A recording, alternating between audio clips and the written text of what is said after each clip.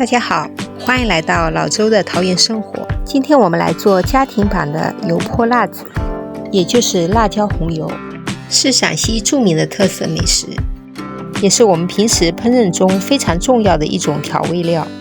看似繁琐，其实做法并不难。喜欢吃辣的朋友不妨自己在家做。准备粗细辣椒面各50克，加入五香粉5克，盐8克，接着加入白芝麻15克，搅拌均匀放一旁备用。接着准备熬油所需要的香料，锅里加入300毫升食用油，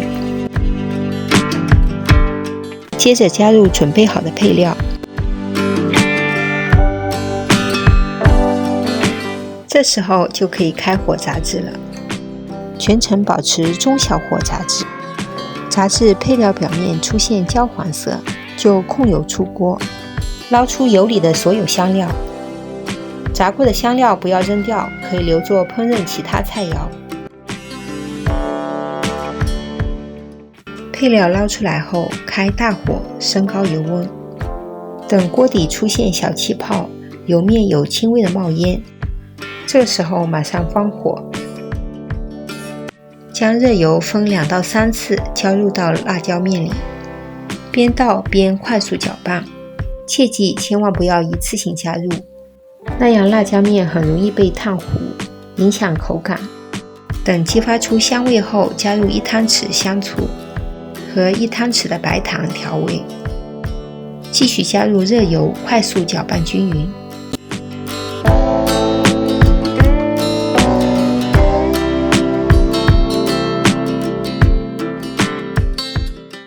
拌匀后至少放置1小时以上再食用，让辣椒面和热油完全融合在一起。简单2步，家常版的油泼辣子就大功告成了。成品色泽红亮，又香又辣，是很多菜肴中的点睛之笔，也是众多拌面拌菜里的灵魂酱汁。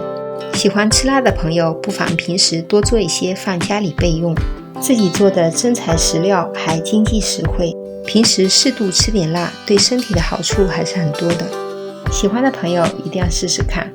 今天的美食分享就到这里，喜欢的朋友记得给我点赞，欢迎大家转发分享，继续关注我的频道。